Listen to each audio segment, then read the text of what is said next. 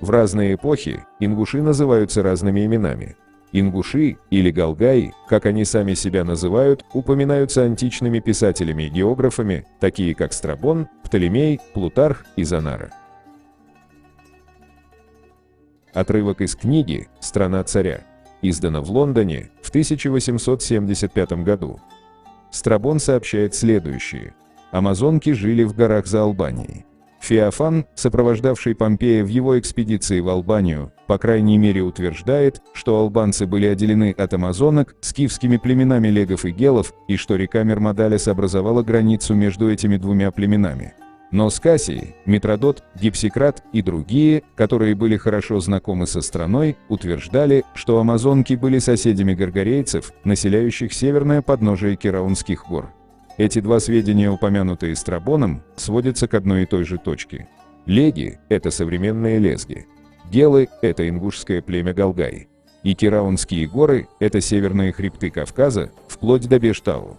Таким образом, очевидно, что амазонки и их мужья должны были проживать в Кабарде и степи Кума, и были отделены Териком или Мермодалис от лезгинских и кистинских племен.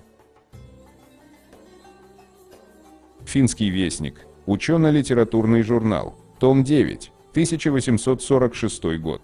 Диодор Сицилийский говорит, что после того остатки амазонского народа исчезли в Темискир. Но Страбон, уроженец каппадокийского города Амазии, соседного Темискири, утверждает, что они удалились в глубину Кавказа и поселились смежно с легами и гелами, то есть с лезгинами и теми галаями или галгаями-кистами, которые обитают по реке Оса, вливающейся в Сунжу. Следственно, амазонки выдворились на Заурском пути или в Саурматии, и тут древнейшее имя их припоминается Птолемеем, византийцами и Моисеем Хоринским, который зовет амазонов Амазун, лезгин легами и гелов хилаями, ставя последних поблизости Казба, то есть Кавказской горы Казбека. Классическое обозрение. Опубликовано издательством Кембриджского университета от имени Классической ассоциации. Упоминается племя на Кавказе, махилоны, в перипле Эуксинии Ариана. В первом веке до нашей эры аланы появляются на Северном Кавказе, и примерно в то же время роксолане движутся на запад с сарматами. Их происхождение неизвестно.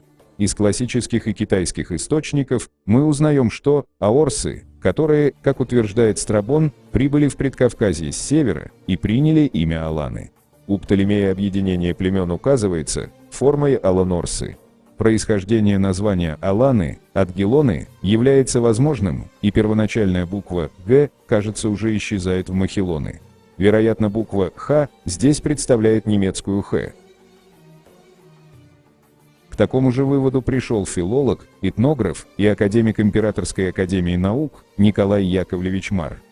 В своей работе к истории передвижения ефетических народов с юга на север Николай Мар решительно утверждал, что за осетинами, собственно иронами, ученые поторопились закрепить название кавказских аланов, и что осетин нельзя отождествлять с аланами, так как алан, как теперь выяснилось, есть одна из форм множественного числа, коренного кавказского этнического термина, в основе звучащего «ал» или с сохранением спиранта «хал».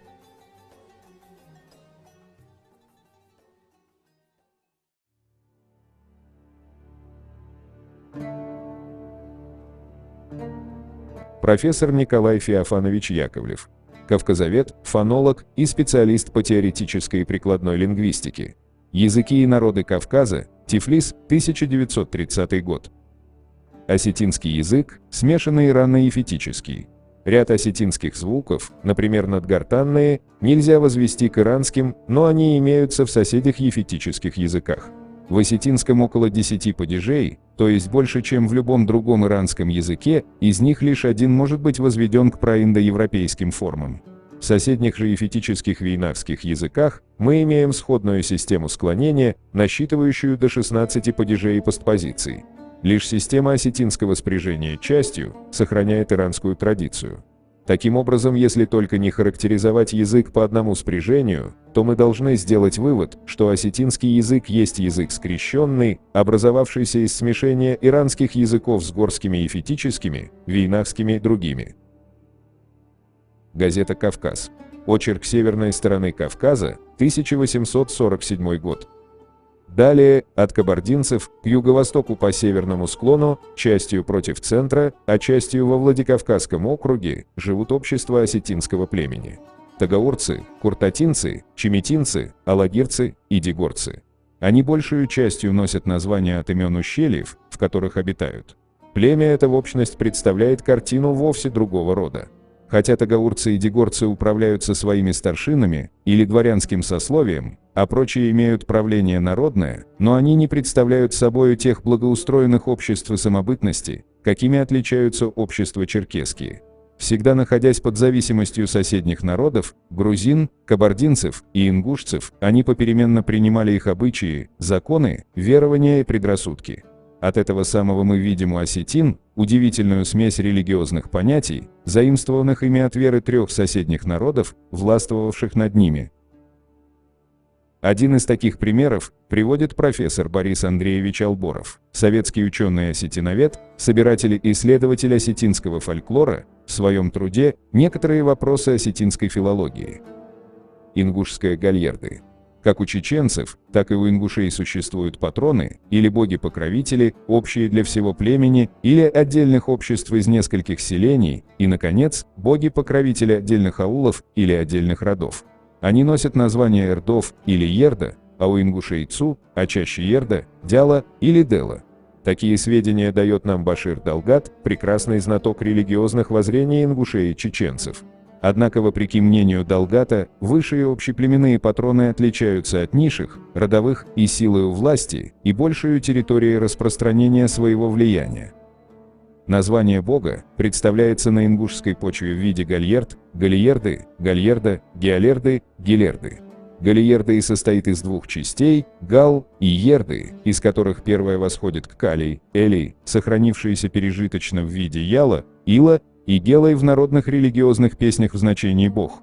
Вторая же восходит к ерда и обозначает на ингушской почве дом, жилище, святой, бог, пламя, копоть, и таким образом все слово обозначает бога святой, бога жилище, или святой, или бог Алла, или Эла.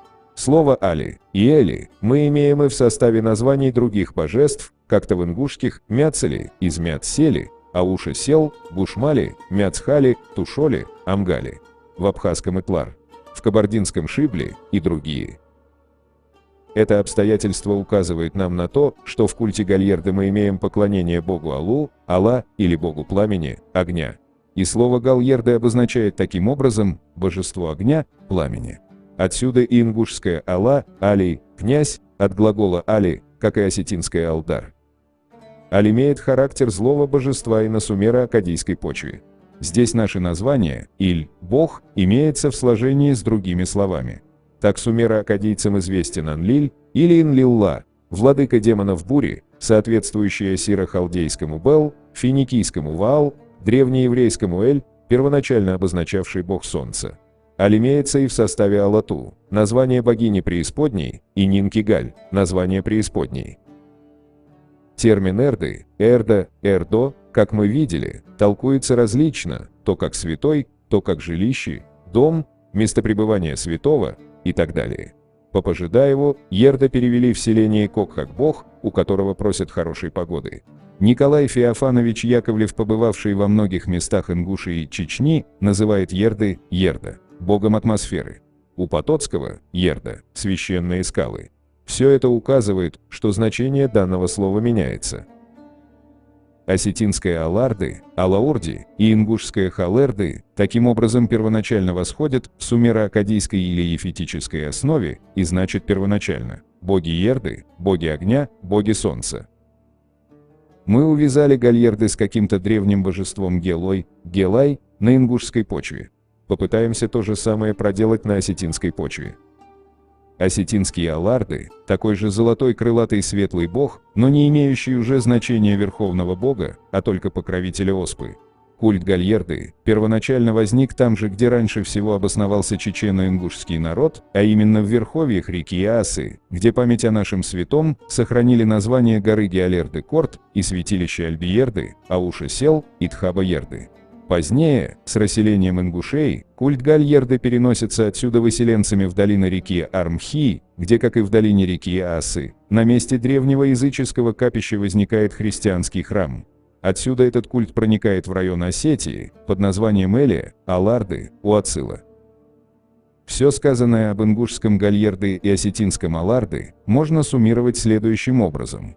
Гальерды, золотой крылатый бог, являлся наиболее общеизвестным, популярным и суровым народным патронным покровителем всего ингушского народа. Но в последние десятилетия, с усилением проповеди ислама, он забыт, как забыты все остальные ерды, Су и даже Верховный Дела. Еще доказательнее наличие в осетинском языке и быту названия ингушского божества – Гелай. Оно выступает в припеве свадебной осетинской песни, а именно в слове «Аллай», на основании которого мы устанавливаем полное тождество, не только в значении слов, но и в их форме. В слове «Алай» – «Ал» – название божества – «Ай», окончание звательного падежа, как и в ингушском слове «Гелай», начальное «г» произносится слабо-придыхательно и может отпадать в ингушском языке, и наоборот, там, где в осетинском слово начинается с гласного, в ингушском языке это слово будет начинаться с придыхательного гласного звука, например, осетинский «ир» ингуши произносят «гири». Нельзя сказать, чтобы у ингушей тогда не было других богов, их было достаточно, но клятва скреплялась наиболее популярным всемогущим Гальерд, почитаемым ими за святость кумиром, находящимся в горах, где под словом кумир надо понимать бог, но не идол, так как ингуши Гальерд представляют духом. Последние жители близлежащего села Эгенты, во главе с жрецом Гальерды Махаматом Даскиевым, в настоящее время 70-летним стариком, выселились оттуда в Терш, оставив на месте остатки когда-то грандиозного и страшного Галуана, ингушского Гаала, что значит замок с башнями и бойницами. О сущности бога Гальерды и почитании его жителями мы до сих пор не имеем подробных сведений. Я пользуюсь любезностью указанного выше жреца и других стариков близлежащих сел, и ниже даю впервые, возможно, более подробные сведения об общеингушском знаменитом Гальерды. Наконец, ярким доказательством того, что этот бог был не только богом ингушским, но и чеченским, хотя он у последних не сохранился, указывает то обстоятельство, что в Осинском ущелье сохранилось название горы, точь-в-точь совпадающее с названием нашего бога, а именно гора Геолерды. Если принять во внимание, что отсюда распространялись на плоскости ингуши разных колен и чеченцы некоторых родов, то станет понятным, что и первоначальное древнее обиталище бога Гальерды было не у Эгенты, а в долине реки Асы, где и сохранилась такая же знаменитая святыня, по крайней мере, судя по постройке как Гальерды, этот Хабаэрды. Но с течением времени, с расселением племен чечено-ингушских в разные стороны по направлению к плоскости, Гальерды в долине Асы забыто, и его название заменено Тхаба-Эрды, переводящееся неправильно 2000 святых. Шегрин, давший нам первые сведения о Гальерды, называет его Кистинским. Кистинский кумир Гальерд покойно стоит в старой оставленной церкви царицы Тамары, замечает он, говоря о смешении христианских и мусульманских религиозных представлений у ингушей. Кистинцы – особое ингушское общество, живущее по долине реки Кистинки, южнее Джейраховского общества ингушей. Оставляя пока в стороне дальнейшее описание святого, займусь объяснением слова «гал». Попытаемся выяснить, не является ли первая часть сложения каким-либо окаменевшим словом, имевшим когда-то значение бог или божество, утерявшим свое значение с течением времени, но сохранившимся пережиточно в несколько измененной форме в ингушском языке. Это действительно оказывается так. Чеченцы имеют песенный припев со следующими словами: «Далай-далай, вай-далай, далай, елай-елай, лай-ла, яла-лай». Относительно этого припева Лаудаев замечает: слова эти, нынче ничего не означающие, по всей вероятности относятся к тому периоду жизни чеченцев, когда они, находясь в язычестве, были угнетаемы другим народом. Далай или дало значит по-чеченски бог. Слово илай или яла означает умереть или смерть. В переводе же Лаудаева припев этот значит: «Боже, Боже, наш Боже, Боже, яла, яла, пусть умрет яла смертью». Со словом «яла», «ала» мы встречались и в возгласе-припеве «Уолай», который поют женщины, следующие за жрецом с зажженными свечами, причем жрец бывает в белом одеянии и с белым знаменем с колокольчиками. Это же слово мы имеем в песенном возгласе «Далай гелой», где значение первого слова «бог» и второго «бог», но иного происхождения и со вставкой в начале слова звука среднего между придыхательным и взрывным. В слове «гаал» начальный согласный звук не везде произносится как взрывной согласный звук. Чаще он слышится как длительный придыхательный гортанный звук, который может и отпадать. Вернее всего, это не согласный звук, а скорее придыхательный начальный гласный звук.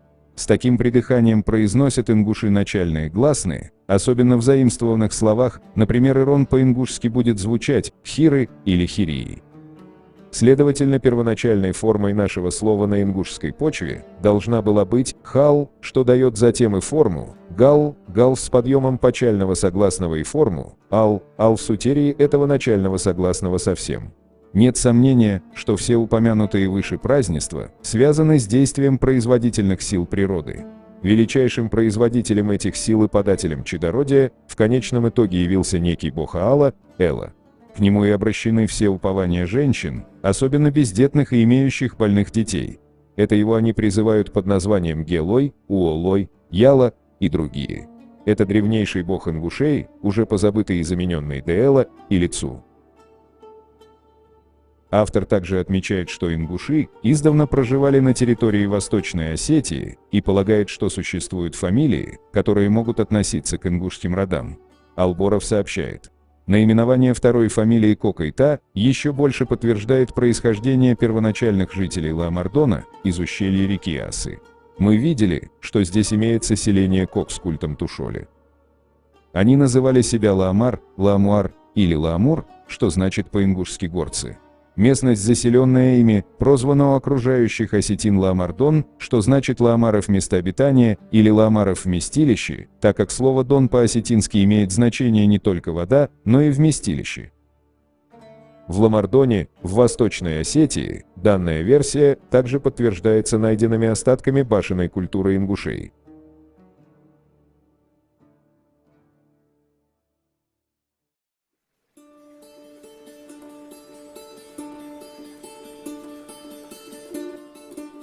Профессор Евгений Игнатьевич Крупнов, доктор исторических наук, специалист в области древней и средневековой археологии Северного Кавказа и этногенеза кавказских народов. В труде «Средневековая Ингушетия» приводит следующие сведения. Заслуживает внимания еще один из видов производственной деятельности ингушей. Это строительство многочисленных склепов, святилищ, жилых и особенно боевых башен. Искусством сооружения башен особенно славились ингушские мастера в прошлом. Действительно, боевые башни с пирамидальной ступенчатой крышей являются типичными памятниками горной Ингушетии и поражают зрителя своей стройностью, простотой конструкции и изяществом. Можно полагать, что самый тип этих башен зародился и окончательно оформился на территории Ингушетии. Западнее на территории Северной Осетии башен подобной стройности нет, хотя из осетинских источников известно свидетельство о построении башен в осетинском селении Даргавс и других местах именно ингушскими мастерами. В селении Фуртаок, пишет Иван Павлович Щеблыкин, нам называли двух известных строителей башен и могильников Дуга Ахриева и Хазби Цурова. Оба они ингуши. Дуга Ахриев похоронен в селении Фуртаок в надземном могильнике, построенном им самим. Про него здесь же именно в Фуртоге местные жители говорили, что он являлся строителем башни Мамсурова в Даргавсе и передавали некоторые подробности постройки. Та же самая история, только более подробная, была нам передана еще в 1924 году в селении Даргавсе и Кабании местными старожилами. Геолог Максимович, за время своего пребывания в Горной Чечне, собравший интересный материал по истории материальной культуры и фольклору чеченцев, сообщил мне зимой 1934 года, что и в Чечне часто указываются башни, якобы построенные ингушскими мастерами. То же самое мне приходилось слышать в 1936 году в чеченских селениях Хара-Чой и Дышни-Ведено. Евгений Крупнов составил такую карту для иллюстрации территориального деления ингушского народа на тот момент с разными названиями ингушских обществ. Но не без упоминания того, что ингуш – это то же, что галга, как и отмечали другие известные исследователи Кавказского края. Перечисляются назранновцы, карабулаки, гаалашевцы, джейрахи, кисты, галгаевцы, соринцы и акинцы. Наряду с подтверждением старой локализации ингушских племен, по русским источникам были сделаны и некоторые уточнения таких синонимов, как калки, галгай, глигви, яраханские люди, джейрах, жарехи, джариехи и другие. По справедливому заключению Екатерины Кушевой, центральное место по местоположению в Горной Ингушетии занимало общество Галгай, название которого имело и более широкое значение. В 1963 году известный специалист по нахским языкам, профессор Юнус Дишириев, подверг сомнению закономерность сделанного сравнения древнего этнонима с современным, но признавал, что, к сожалению, мы не в состоянии сейчас дать положительный ответ на поставленный вопрос. Одновременно он подчеркнул, что попытка Евгения Крупнова объяснить страбоновский этноним Гаргарей посредством ингушского Гаргар и чеченского Герга, близкий, родственник, заслуживает внимания. Основанием для сомнения Юнусу Дишириеву послужило предположение, что сам этноним Галгай позднего происхождения и связан с термином Гаала – башня, крепость, то есть житель башни или крепости. Вряд ли с этим можно согласиться. Очевидно, термин Галгай более древнего происхождения, и из древнейшего кавказского языкового субстрата он вошел в дагестанские языки. Например, слово «башня» звучит у кубачинцев как «гал», у даргинцев – «кали», у лезгин – «квал». По-чеченски и ингушски Гаала – это жилая башня, а Гаалай – оборонительный комплекс. Как известно, в Осетии оборонительные укрепления тоже называются гаалунами. Думается также, что не случайно термин Гаала-Гай связан органически с древнейшим культурным очагом Ингушетии в верховьях реки Асы, называемым Галгайчуэ. По разъяснению знатока ингушского языка и быта, Нурудина Габертовича Ахриева, в буквальном переводе это внутренность или брюхо Ингушетии.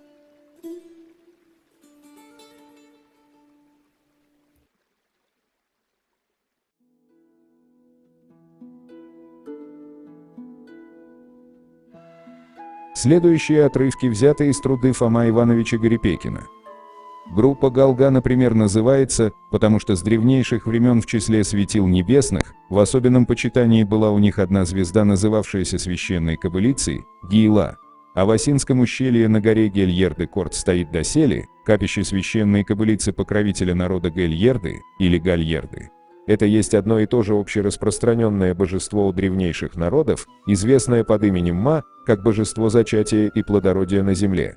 Как весна открывает собою начало жизни в природе после зимы, то и божеству этому, как приличествовало, приносились жертвы главным образом весною на горе Гельерды-Корт, и здесь же располагалось пастбище для лошадей кобыл, Гиила, под покровительством их священного небожителя. Основываясь на преданиях и историко-топографических названиях местностей, видно, что ингуши раньше населяли район между нынешним селением Казбек, Гергиты, Гвилети, верховья реки Кистинки и тому подобное. В этих местах они издревле слыли под названием Буэни, в грузинских летописях Чартульцы, правильнее Джартульцы, каковое затем перешло в Джарега, Кисты или Кистани, Гелы или Геладха. Поселения эти ныне слились с грузинами, сохранивши названия своих фамилий, Мальсаговы, или же переселены к Назране. Жители этих мест до сих пор носят древнейшее название Гелтхой, а местность Геладха. Коренные жители ингуши остались на старом месте лишь в поселке Гвилети, на военно-грузинской дороге в количестве до 40 душ, из фамилии Бузуртановых, известных как неустрашимые постоянные проводники на вершину Казбека. Народ говорит одним языком и исповедует ныне религию Магомета. Сами себя ингуши в настоящее время называют одним общим именем – Галга. Название ингуш стало известно русским в конце XVIII века и распространялось тогда лишь на бывшие поселения туземцев в Тарской долине, называвшиеся Ангаште. Арштхой значит жители равнины, в отличие от жителей гор, Лома-Рой. От населения, основанного здесь Арштхо, образовалось особое общество, называвшее себя и доселе Арштхой. Кумыки же назвали его по источникам, у которых оно жило – Карабулах. Современные ингуши и сродные им чеченцы, под различными названиями в отдаленной древности, были известны соседям как воины-наемники или как беспокойные соседи. Эти мелкие племена управлялись в походах предводителями старшими в роде, были хорошие всадники. Они едва прикрывались шкурами животных или кусками грубого самотканного сукна, имели оружие лук, двусторонний бронзовый топор и бронзовую булаву борзачон-кыр. В преданиях и в языке народа имеются указания, что среди разного оружия в глубине древности народ имел просто дубину из дерева гринка, боярышника, пращу и особые щиты из обожженной глины, камня и кости со сквозным отверстием для продевания веревки. На случай безопасности народ укрывался в горах, занимая горные ущелья как единственные проходы. В горах Галгая народ издревле имел укрепленные поселения, распространяясь в нынешнюю Хевсурию и Тушетию. По ущельям же реки Терека и Асы имели стены Галгай-Кошке и сторожевые башни, замыкавшие проходы, остатки каковые видны и доселе. Из преданий историко-топографического характера видно, что среди ингушей имеются роды, генеалогия которых хранится в памяти до 600, 800, 1200, 1500 лет, указывая первыми родоначальниками лиц или народ ассиро-халдейского или туранского происхождения. Гарипекин полагал, что ингуши могут относиться к древним халдеям. Автор отмечал: если только действительность пребывания народа в Халдее на ингушской территории подтвердится наукою, что это прольет глубокий свет на древность существования населения в горах Северного Кавказа, восходящего не менее 7 до 10 тысяч лет тому назад. Еще несколько столетий тому назад грузинский историк Вахушти говорил, что язык предков ингушей, Дзурдзукети и Глигви, считался трудным и малопонятным. Это его свойство осталось и доселе. Без научной разработки ингушского языка, по неимению до сих пор материала, конечно, и нельзя говорить о сходстве с каким-либо соседним или отдаленным и древним языком, равно нельзя говорить и об усвоении понятий из другого языка. Если и найдется в языке ингушей отражение языка какого-либо соседа, то смеем надеяться, не в такой степени, как огульно говорит барон Услар, что язык ингушей образовался под влиянием осетинского языка. Наоборот, многие топографические названия, божества и религиозные верования, имена и многие другие на осетинской территории необъяснимы у осетин или же объясняются с искаженным понятием, но разъясняются ингушским языком. Вопреки стараниям доктора Пфафа, Кадзаева и другие, доказать распространенность осетин чуть ли не по всему материку Старого Света, можно дать веские доказательства, что территория осетин была раньше ингушская, и осетины не так древние и не так славно их прошлое, как изображается у этих авторов. Если ингушский язык в некоторых незначительных случаях, собственно в лексическом отношении, исходен с тагаурско-осетинским или володжирским, то можно допустить, потому что некоторая часть ингушей раньше жила совместно, так как и на осетинах есть отражение ингушского языка, потому что осетины заняли бывшую ингушскую территорию. Теперь же сам собой напрашивается вопрос, почему произошла разница ингушского языка от чеченского. Можно лишь сказать, что по собранным преданиям о происхождении чеченско-ингушских родов, большинство из них указывают как древнейшие места обитания горные местности Акко, Галгай, Нашах, откуда и произошли потомки ингушей и чеченцев. Из Нашах в Галгай и Акко по преданиям переселенцев не указывается, а из Галгая и Нашха в территорию Чечни есть указания почти в каждом предании. Таким образом, Галгай следует признать древнейшим этапным пунктом, с которого произошло расселение по нынешней Чечне. В Галгае более прочно содержалась древняя религия и предания. Почти все герои и родоначальники выросли на ингушской территории. В религиозном отношении главные святые Галгая имели родство в районе Чечни, причем галгайские святые считались как старшие. Местность Галгая почти всегда была замкнута со стороны реки Терека и с северной лесистой части недружелюбными соседями, почему не имела постоянных свободных мест для переселения из гор на равнину, вследствие чего народ, будучи замкнут в горных ущельях, сохранил доселе в чистоте свой язык и память о своей старине. На этом основании надо признать, что ингуши не есть отдельная ветвь чеченцев, а чеченцы есть разросшаяся ветвь ингушского корня, и потому чеченцев следует называть не чеченцами, а тоже ингушами, так как название чеченцев заимствовано от другого народа. В то время как на ингушской почве все пока свежо и ясно, то чеченцы заполнили свою территорию народом пришлым со всех сторон. Чеченцы, получив свое родоначалие из Галгая и Нашха, имели слишком большой простор для образования своих поселений. Район их заполнялся различным элементом, как, например, беглыми из Грузии, арабскими переселенцами, беглыми русскими солдатами и тому подобное. Вполне допустимо, что из числа многих проходивших кочевых орд тоже оставалась часть, как в виде пленников, так и вольных поселенцев. Таким образом, усваивая разнообразный пришлый элемент, имея разбросанные на большой площади обособленные свои поселения, навсегда разойдясь с родоначальниками-ингушами, чеченцы с течением времени изменили в своем языке лексическую сторону и звуковой состав, и некоторые случаи грамматических правил. В древнее время, по преданиям, ингушский народ назывался «аннах» или в отдельности человек, «ансак», по местообитанию же, как горцы, «лоомрой». Теперь же ингушский народ называют свою занятую территорию Галга или Гелга, то есть место гелов, а сам народ, следовательно, называется Гелгай, как занимающий эту местность.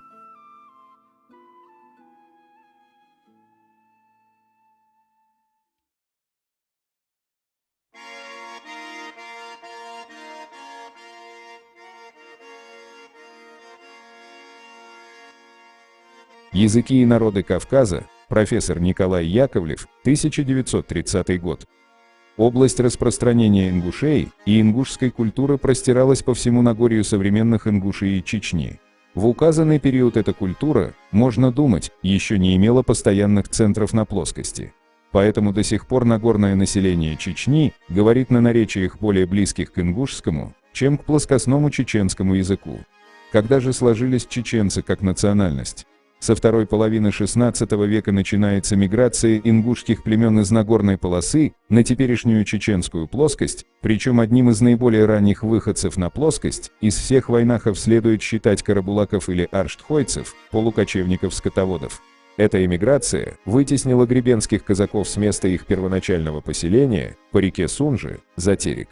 Многочисленные нагорные племена из Нашха, с верховьев Аргуна и из Чеберлоя вновь перемешались на плоскости, подпали под влияние соседних плоскостных культур, русской, кабардинской, ногайской, кумыцкой и калмыцкой, и дали в результате новую культурную область с новыми центрами, в которых сформировались новая культура и новый язык – чеченский.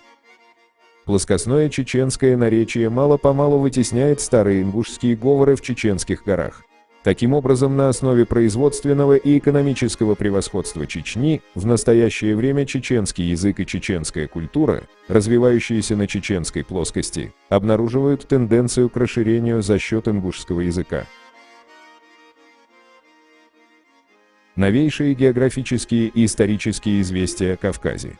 Собрание и пополнение Семеном Броневским. Часть 2. Москва, 1823 год. Кисты сами себя называют попеременно – кисты, галга, ингуши, и одно название вместо другого употребляют. Между кистинскими наречиями чеченский диалект наиболее разнствует от коренного языка.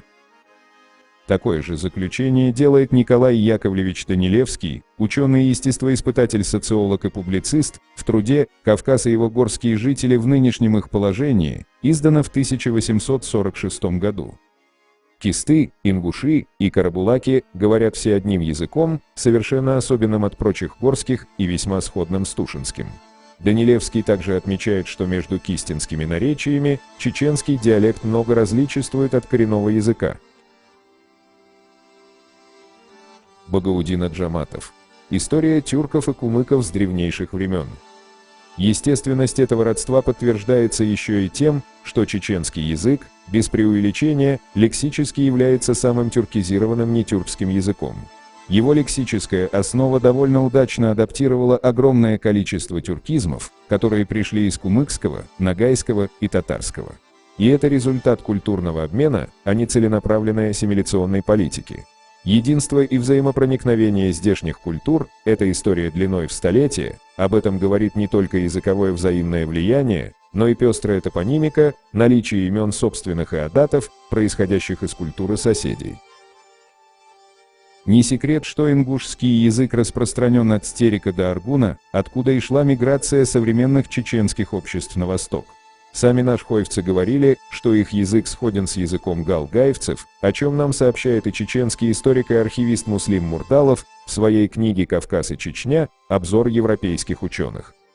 На горе Китеш-Корд были урегулированы не только все споры и разногласия, решение которых было решено старыми, но и здесь были приняты изменения адата, если они оказались необходимыми, особенно в результате прогрессирующего развития.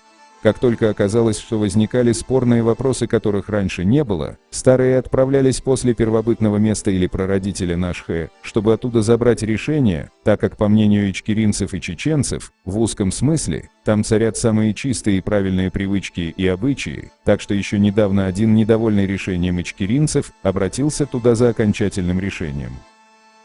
Диалект ичкеринцев, хотя и относительно старый, образовался в результате вышеперечисленных обстоятельств, в основном в Нашхе, родовом седении, в котором они были мирно из различных элементов. То, что это произошло, подтверждается тем, что после передачи данных, первые жители Аргунских и Ичкерийских гор говорили на одном языке и жили по тем же нравам и обычаям, что и в современном районе Аргуна, в северной части Ичкерии, в Чечении и других районах, которые менее густо населены чеченцами. В то же время, что и в других районах, где они жили, Шатой, Чеберло и другие, которые в свою очередь имеют нюанс с диалектами собственно Чечни и Ичкерии, что не исключает, что у последних есть определенные небольшие различия в зависимости от населенных пунктов. Диалекты Нашха и галгайцев ближе к нынешнему району Аргуна, чем к ичкерийцам и жителям Чечни. Многие авторы прошлого сходились на том, что в Нашхи, прародина восточной части чеченцев, говорят на галгаевском языке. Ингушский этнограф Чах Ахриев также писал в своих трудах, что ингушами называют горные жители от Стерека до Аргуна, где, к слову, до сих пор говорят на ингушском языке такие общества, как Орстхой, Нашхой, Мялхий, Шатой, Экхи и так далее. Сборник сведений о Терской области, выпуск 1, Владикавказ, 1878 год. Первоначальные переселенцы Ичкерии принадлежали к различным национальностям, на что указывают многие из сохранившихся преданий. Так нередко заключались браки между христианами и евреями, причем недостаток в женщинах обусловил обычай воровства невест, сохранившийся в слабой степени до сих пор в Ичкерии. Без сомнения, народившиеся от таких браков дети видели в семействе разные обычаи и обряды, и, усваивая их, следовали уже тем и другим, применяясь к обстоятельствам. Язык их при тесных взаимных отношениях необходимо должен был измениться, что облегчало понимание друг друга. У последующих поколений это смешанное наречие принимало уже более или менее форму самостоятельную. Так продолжалось, быть может, сотни лет, и в конце концов здесь жил уже народ, как говорят ичкерийцы, Цаадин Боцушнах, то есть народ, не имевший ни одного закона. Одним словом, Ичкерия когда-то представляла в полном смысле слова смесь племен и наречий. Ичкерийский язык, хотя относительно и древний, но возник путем указанных мною обстоятельств по всем вероятиям еще в Нашхе, где люди, обеспечивая свое независимое положение, группировались и до занятия новых мест, жили мирно, будучи даже различными по вероисповеданию, образу мыслей и наречию. Но придерживаясь строгого научного исследования, можно заметить, что нашхойский язык совершенно сходен только с языком галгаевцев. В этом же труде мы читаем о том, как плоскостные чеченцы отделились от горных жителей, Ломарои, и стали себя именовать своим прозвищем Нахчои. Также отмечено, что по чеченским преданиям самые древние фамилии или общества считались Галгаи, Акко и Шато. Основатели Шатоя считается фамилия Хаккои. Как известно, Хаккои относится к ингушскому роду Гягии, и, согласно легенде, переселение произошло вследствие кровной мести. О родоначальнике Хакко сообщают в Терском сборнике в 1910 году. Крепость Шатой, как сказано, построена была во время войны в середине 50-х годов прошлого столетия на земле селения Цогуной. Бывшее близ самой крепости их селение Хаткой по приказанию русских властей удалилось на правую сторону реки Чанты-Аргун. Затем для крепостного выгона, стрельбища, учения и огородов правительство взяло землю по реку Чанты-Аргун с запада и по реку Верде-Ахки с юга. Вся эта земля с незапамятных времен принадлежала чеченцам селения Цогуной, именующимися хаккоевцами по имени своего родоначальника Хакко, происходящего из Ингуш, селения Алкун, Назрановского округа, поселившегося на месте Шатоя 10-12 поколений назад. В 1882 году преподаватель Владикавказского реального училища Василий Иванович Долбежев вместе с заслуженным профессором Императорского Московского университета Дмитрий Николаевич Анучин посетил Аргунское ущелье. В Аргунском ущелье, со слов местного старшины, им была сделана запись об основании ингушами или галгаями башенного поселения Итумкали, приводимая в журнале «Этнологии», издана в Берлине в 1887 году. В том же маленьком ауле Мулхой находится старинная четырехугольная башня с пристройками, очень разрушенная, но заселенная. Вокруг нее возведены в последнее время легкие постройки в азиатском стиле с плоскими крышами, в которых живут семья и родственники старшины. О своем происхождении он сообщил мне, что он происходит от галгаев, восточнее Асы, и что некоторые из жителей произошли из Арабистана. Дань они никогда не платили и не взимали. О Миатхане они слышали. Отец старшины Махаш был убит еще до рождения теперешнего старшины. Деда звали Ирбахи, который считается строителем башни, прадеда – Элхи, потомка Утки II и Утки I. Но родоначальником, который поселился здесь, был отец Утки I, и его звали Итун. По его имени названы руины у выхода этого ущелья в горную долину Аргуна.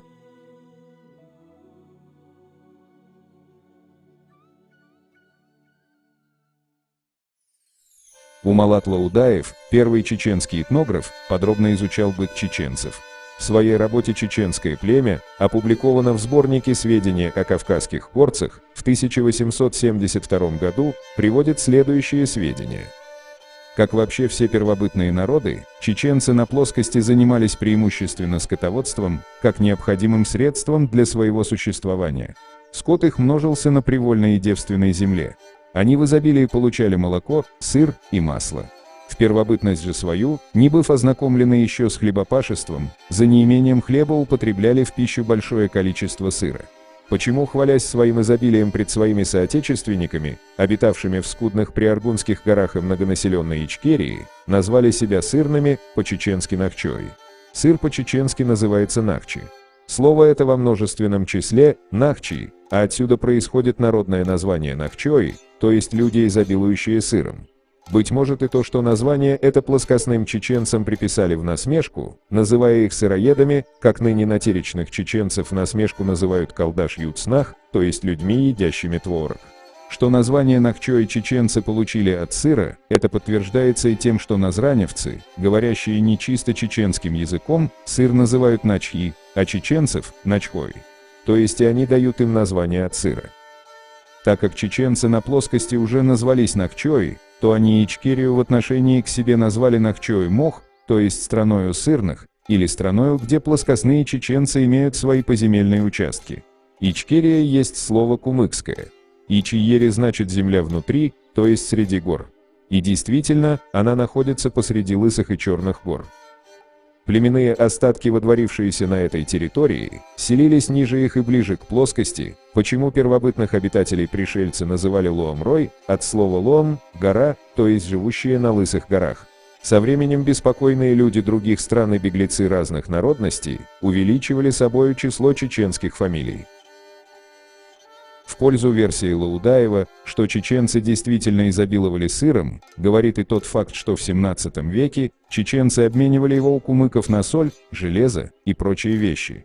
Эти данные нам приводит знаменитый чеченский лингвист и по совместительству историк Ибрагим Юнусович Алироев. Многие исследователи не замечали или не обращали внимания на то, что Лаудаев ничего не путал, когда указывал все это время на название от сыра, а именно он пишет, что назраневцы, плоскостные ингуши, называют плоскостных чеченцев и сыр одним названием – начхой. Может, кто-то подумал сейчас, что Лаудаев ошибся, или там сделана опечатка в этом месте, и там должно было быть «нахчой», но нет. На самом деле, в ингушском языке, как и в чеченском, есть два типа сыра – начхи и нахчи. Чем они отличаются друг от друга, прочтите в диссертации кандидата исторических наук Шавлаева Тамара Магомедовна. Начхи, начехи, сырковая масса – продукт, полученный за счет внутреннего процесса в той емкости, куда залили молоко, в данном случае это желудок животного. Нахчи, нахачи – та же сырковая масса, но получена за счет внесения стимулятора извне, со стороны. Первый способ более древний, второй – универсальный. Но в обоих случаях продукт хранится в соединении с родным лоном, сывороткой. Как видим, буквы Ч и Х не зря поменялись местами. Железная масса, Аша, отделенная от железной руды, HH, равно как и верхний слой гончарной массы, которую принято отстаивать, называются начьи. В животном мире начьи означает естественный отбор. И теперь получается, что ингуши плоскостных чеченцев называли определенным сортом сыра – начхой. И только позднее стали именовать плоскостных чеченцев нахчи, что по сути название уже другого сорта сыра, а значит в названии нахчи действительно имелся в виду сыр. В некоторых чеченских диалектах есть и название ноохчи для самообозначения. Но даже в этом случае с ноохчи, как ни крути, есть обозначение сыра, так как эти некоторые диалекты этим словом нохчи искаженно называют тот же сыр, нахчи, путем чередования корневых гласных, о чем свидетельствует разбор всех этих слов, опять же, у профессионального историка. Представлено различие в производстве нахча и начха, на примере сыра. Прослежена этимология термина ноохч, который появился вследствие чередования корневой гласной в лексеме нахч. За чередованием гласной скрывается действие, дополняющее информативную формулу термина. Ноохч определяется как часть нахча, полученная в результате разделения его методом нуадак-хар, разделения на части конической формы. Еще более интересный факт приводит Зарема Хасановна-Ибрагимова в труде «Горцы». Чеченцы очень любили игры, особенно коллективные. Одна из чеченских игр напоминала по содержанию современное регби. Это сырная игра. Мячом в ней служила головка сыра, завернутая в кожаный мешок. Играли две команды. У каждой был свой сырный мешок. По сигналу судьи, старейшего жителя аула, одна команда пыталась отнять у другой сыр и принести оба мешка в условленное место. В борьбе за сыр допускались любые приемы. Можно было сбить противника с ног, схватить его за голову, за руки, за ноги. Правилами разрешалось поднимать и нести противника, если он владел мешком с сыром. Игра могла продолжаться несколько часов. Зрители были активными болельщиками и подбадривали свои команды возгласами, скандировали боевые призывы. Эту же игру проводили и верхом на лошадях.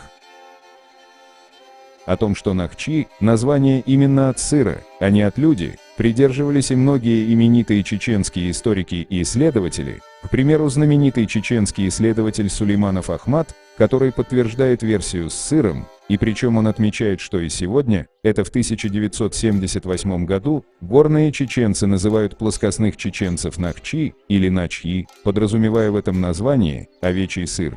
И вдобавок ко всему отмечает, что нахчи и нах – это разного рода слова, которые между собой никак не связаны.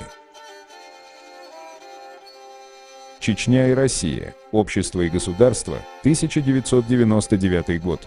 Автор профессор Ян Чеснов.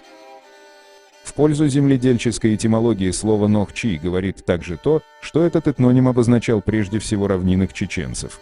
В то же время горцы, лаамры, именовали себя по названию горских обществ, майстинцы, мялхистинцы и так далее. Может быть, это тоже доказательство того, что нохчи исконно значило пахари, тогда как горные чеченские группы, отличавшиеся большей ролью от гонного скотоводства, себя пахарями не осмысляли. Современная эпоха в Чечне характеризуется оживлением самосознания субэтнических групп. Так уже с конца 1980-х годов некоторые мялхистинцы, расселенные в районе Бамута, претендовали на то, чтобы в паспорте они были поименованы именно так, а не чеченцы. Сейчас сами чеченцы себя называют нохчи во множественном числе, нохчо в единственном числе. Ощущается, что этот этноним только-только завершил свое всеобщее распространение среди чеченцев. В памяти народа еще свежи представления, что горские группы термин нохчи относили только к обитателям плоскости. Диалекты чеченского языка еще сохранили свою гетерогенность. Некоторые горцы говорят на диалекте, более близком к ингушскому языку. Так некоторые тукхумные по происхождению образования еще осознают свою обособленность, например, мялхистинцы и некоторые группы орстхоевцев, представители которых иногда выступают за соответствующее обозначение своей национальной принадлежности в паспорте. Но процесс консолидации чеченского этноса на тукхумной основе явно был дополнен включением тейпов иноплеменного происхождения. Кавказ. История, народы, культура, религии. Подробные сведения о тухумной организации появились только в прошлом столетии. Классическое описание клана Уджара белоканских аварцев Южного Азербайджана в середине XIX века дал в краткой и точной характеристики Константинов. По его словам, Тухум, или фамилия, заключал в себе не только всех близких и дальних родственников, но и тех, кто, выйдя из дальних мест, присоединились к Тухуму, приняли его название и поселились на принадлежавшем ему участке земли. По теории известного социолога XIX века Максима Максимовича Ковалевского, если иметь в виду родственное ядро, но гетерогенным в целом, поскольку в число его членов могли входить принятые под его покровительство переселенцы. На Северном Кавказе до русского завоевания сложилось два основных типа тухумов. Первый из них встречался только на Северо-Восточном Кавказе, в основном в Дагестане. Население каждого аула в Дагестане обычно состояло из нескольких небольших кланов тухумов. Известный этнограф XIX века Башир Керимович Талгат сообщал, что слово «тухум» лучше было бы устранить, как перешедшее к чеченцам от кумыков, и неизвестное ингушам, и вообще горным чеченцам.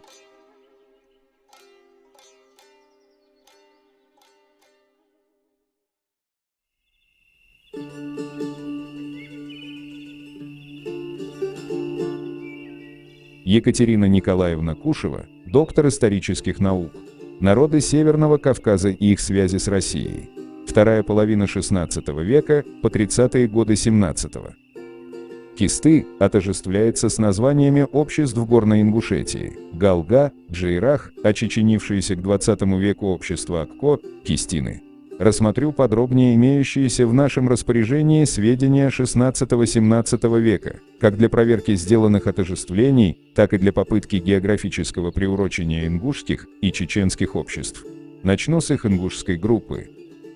Археологические памятники указывают на Горную Ингушетию, как на территорию, занятую издавна племенами ингушской культуры. Именно там, в труднодоступных горных котлованах, между скалистым и передовым хребтами, в долинах и ущельях реки Иасы, прорезывающие оба хребта и впадающие на плоскости в Сунжу, и правого притока терека реки Армхи или Кистинки, находились древнейшие ингушские аулы-крепости с их каменными жилыми, боевыми и сторожевыми башнями, с родовыми могильниками и склепами, датируемыми с XII по XVIII век. Центральное место по местоположению в Горной Ингушетии занимало общество Галгай, название которого имело и более широкое значение. Аулы галгайцев как в XIX, так и в XVIII веке лежали на узле путей к перевалам через Кавказский хребет. Один из них шел с севера на юг по оси в Хевсуретию, к истокам Хевсурской Арагвы. Правый исток осы реки Табачоч через Курьяламский перевал позволял выйти к дальним кистам в верховье Аргуна, а оттуда в Тушетию. Поперечный путь долиной и ущельем Армхи выводил к Тереку, несколько ниже Дарьяльского ущелья. С верховьев Армхи двумя перевалами можно было выйти к той же Хевсурской Арагве, минуя таким образом Дарьял.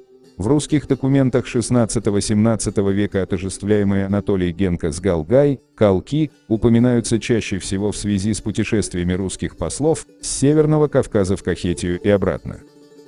Соседнее с Джейраховским Кистинское общество в русских источниках XVI-XVII века мне не встречалось. Зато название Кистины в греческих текстах Кистедис обычно встречается в документах этого времени грузинского происхождения, где нередко употребляется как общие для ингушских племен названия, и опять-таки чаще всего в связи с поисками путей из Грузии на Северный Кавказ к русскому Терскому городу. Словарь географический российского государства, собранный Афанасием Щекатовым, часть 2, Москва, 1804 год. Ингушевцы, ингуши или кисты – народ, живущий у подошвы Кавказского, льдом покрытого горного хребта, от Моздока к югу около 80 верст расстоянием, в Малой Кабарде. Область их лежит между истоками рек Сунжи и Терека, по обеим сторонам текущей к Тереку реки Кумбалея. К северу граничит сия область с Малою Кабардою, к западу с Осетией, к востоку находятся Чеченги, а к югу льдом покрытые горы. Сей народ, могущий поставить около 5000 воинов, свободен и никакому князю не подвластен, так как все почти кавказские народы, и управляется выбранными им самим старшинами. Известия Кавказского отдела Императорского русского географического общества, том 13, 1900 год. Кроме ущелья Осиновского по реке Аси, ингуши живут и в ущелье Дарьяльском по реке Тереку. Северная часть территории, в бассейне притоков Терека, имеет почти степной характер. Совершенно точную границу ингушских поселений определить трудно, потому что кроме принадлежащих так называемым дальним кистинам, уже совершенно слившимся с чеченцами ингушей, живущих по ущельям реки Аргуна, кистины, в числе 392 дворов и 2150 человек, живут в обществах Саханойском, Майском, Джакольском и других Тианецкого уезда Тифлисской губернии, а также в различных местах Сунжинского отдела и Владикавказского округа Терской области. По словам Григория Вертепова, основанным на собранных Дубровым преданиях, чеченцы пришли откуда-то на берега реки Аргуна и Сунжи всего 2-3 века назад, и вместе с ними же пришли и родоначальники части восточных ингушей. Несмотря, однако, на то, что ингуши, главным образом под влиянием религии, до такой степени нравственно порабощены чеченцами, что некоторыми почитаются даже заодно с чеченцами племя, в обычаях, нравах, религии и тип ингушей сохранилось много своеобразного, доказывающего, что прародители ингушей были не чеченцы. Как мы видим, в различных источниках предполагается, что чеченцы были иностранцами для ингушей. Сегодня это утверждение может показаться абсурдным, поскольку известно, что ингуши и чеченцы – родственные народы, у которых один и тот же язык. Далее мы покажем, откуда произошел термин «чеченцы», ссылаясь на работы не только иностранных исследователей, но и чеченских. Чеченский архив, выпуск 1. Сборник материалов по истории чеченского народа. Справа от реки Аргун происходили сложные этнополитические процессы, здесь мало следов, которые мы можем назвать собственно нахскими, но зато в абсолютном изобилии следы тюрков. Тюркскими по происхождению являются названия наших городов, рек, сел, поселков: Атаги, Ачилуки, Герменчук, Гелдагана, Майртуп, Автуры, Ташкала, Тазинкала, Ушкалой, Чечана, Шали и многие другие. В плоскостной Чечне нет ни одного собственно нахского названия географического или иного природного объекта, выходящего за хронологические рамки тюркской эпохи. Это свидетельствует в пользу того, что в процессе формирования сегодняшнего этноса чеченцев, наряду с нахами принимали участие ассимилированные ими в разное время тюрки, кумыки-нагайцы и множество других дагестанских племен. Бесспорный факт, что на территории плоскостной Чечни до 16-17 века, собственно, нахи не проживали. Хапизов Шахбан Магомедович. Соломеер, Эндирей, Аух. Очерки этнической истории населения Терско-Сулакского междуречья. Границы расселения двух родственных групп населения, дагестанской и войнахской, в Средневековье, как показывают археологические материалы и этнографические изыскания, стала река Аргун. Как показывают исследования археологов, облик культуры населения Горной Чечни к востоку от Аргуна определялся большим сходством с культурой Дагестана. Сходство с материалами из аварии имеют и могильники в предгорной части Нажай-Юртовского района.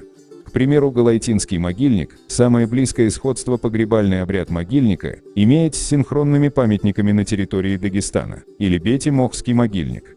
Все это показывает, что территория Восточной Чечни, начиная от реки Аргун и вплоть до современной территории расселения аварцев, в прошлом входила в состав государства Сарир. Более того, археолог Амар Давудов на основании сходства археологических материалов Ичкерии и Аварии, а также данных топонимии и преданий, считает, что в древности и интересующее нас время, то есть первые века нашей эры, территория расселения аварских племен, андаки и тидии, андийцы и тиндинцы, была значительно более обширной и включала в себя долину реки Аргун и современную Восточную Чечню, Нажай-Юртовский и Веденский районы. Известный историк Расул Магомедов заключает, что, судя по преданиям и исследованию топонимии, чамалинский язык в прошлом достигал реку Чанты-Аргун. Согласно исследованию Мурада Зязикова, предки чоберлоевцев, этническая группа чеченцев, живущая на юге Веденского района, еще несколько столетий назад жили в предгорье Ингушетии, в ущелье реки Аса, в районе селений Ахки-Юрт и Мужичи. По преданиям, чоберлоевцы вынуждены были уйти оттуда из-за конфликта с ингушскими тейпами. Произошло это, согласно Мураду Зязикову, где-то в XVI-XVIII веках. Также он пишет: кроме того, говоря про чоберлоевцев, нельзя не сказать о том, что их архитектура во многих особенностях своих ближе к аварской. Показательно, что чеберлоевцы рассказывают о том, что до них в Шаро-Аргунском ущелье жили люди Тинди. Один из чеберлоевских тейпов называется «Дай», что переводится как «аварцы». С другой стороны, по преданиям, записанным в XIX веке, в Ичкерии и Чеберлое, Мако-Жойская котловина, чеченцы являются относительно недавними, не ранее XIV-XV века, пришельцами из верховья рек Гехии и Аргуна, которые ассимилировали различное, в том числе и тавлинское, скорее всего аваро-андийское население. Данная информация устных по своему происхождению источников, кажется, находит себе подтверждение и в археологическом материале от V до XII века. В верховьях реки Шаро-Аргуны сейчас стоят два аварских селения Кванхи и Чидиры, причем около селений Кванхи имеется языческий могильник V-XIII века, материал которого имеет многочисленные аналогии именно в Аварии. Любопытно, что чеченское по языку население верхней части бассейна Шаро-Аргуна, киринцы, на аварском Хири-Сел, шароевцы, на аварском Киялал, Рига-Хойцы, на аварском Решниял, обозначалось в официальных русских документах XIX века как аварское, лезгинское. По сообщениям старожилов из Цумадинского района Республики Дагестана и Шаройского района Чеченской Республики, перед войной 1940-х годов киелальцы числились по документам чеченцами, в реальной жизни были двуязычными, употребляли аварский, как вариант, чемалинский и чеченский языки, но последний в связи с языковой политикой был преобладающим. Следует упомянуть также и о том, что центр крупного княжества, образовавшегося в XVII веке в низовьях реки Аргун на Чеченской поляне, селение Чечен-Аул, был основан аварцами.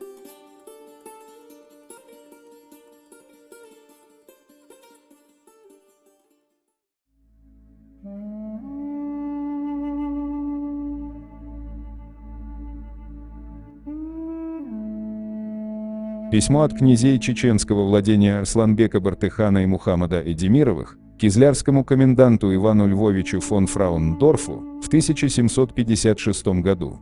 Содержание письма. Происхождение рода князей чеченского владения Турловых и Эдемировых.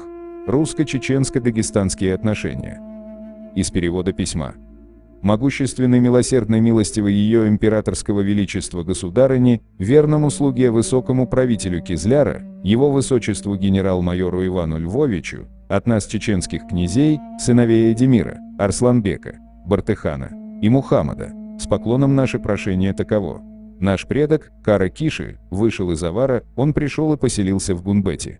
Он отделился от князя Авара. Его сын, Турлав, от Турлава, Загаждук, Алибек, Алхан. Загаждук является дедом алдинского бека Турлава. Алибек является нашим дедом. Алхан является дедом Алибека и Али-Султана. С тех пор мы разделились. В то время наш предок Алибек совместно с несколькими своими узденями вышел, чтобы поохотиться. Когда пришел, он нашел поляну Чечен-Тала. Эта речка Аргун вытекает из горы. В том месте, где выходит эта речка, он обнаружил один камень. Сам Алибек, сойдя с коня, прочитал надпись, имевшуюся на том камне, и обратился. Обнаружилась надпись, гласящая о том, что эта поляна называется Чечен-Тала.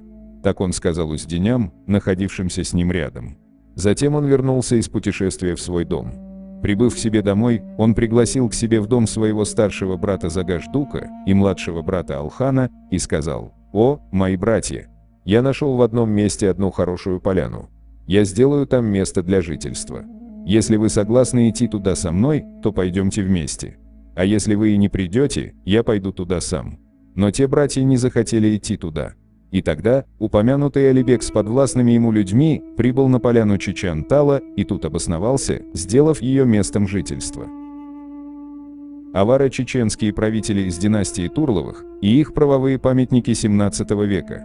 Автор, кандидат исторических наук, Тимур Магомедович Айтберов. Династия Турловых получила наименование свое от старинного мужского имени собственного, которое аварцы произносили Турурав Турулав, чеченцы Турло, а русские, причем с начала XVII века, как минимум Турлов. Второй из округов, пребывавших под властью Турловых, равнины Чечен, где уже более 200 лет полностью преобладает вейнахский по языку этнический элемент, хотя правда в ходе завоевательных походов чингизидов и их полководцев, а главное, в послемонгольскую эпоху, там заняли, было преобладающие позиции языки прошлых этносов. Среди них главное место было, думается, у тюркского кыпчакского языка, от чего пошел кумыкский. Этот чечен Северного Кавказа представлял собой сухопутную территорию, известную в русских источниках XVII века как Уварская, по генезису правящей верхушки, малое или, может быть, младшее владение.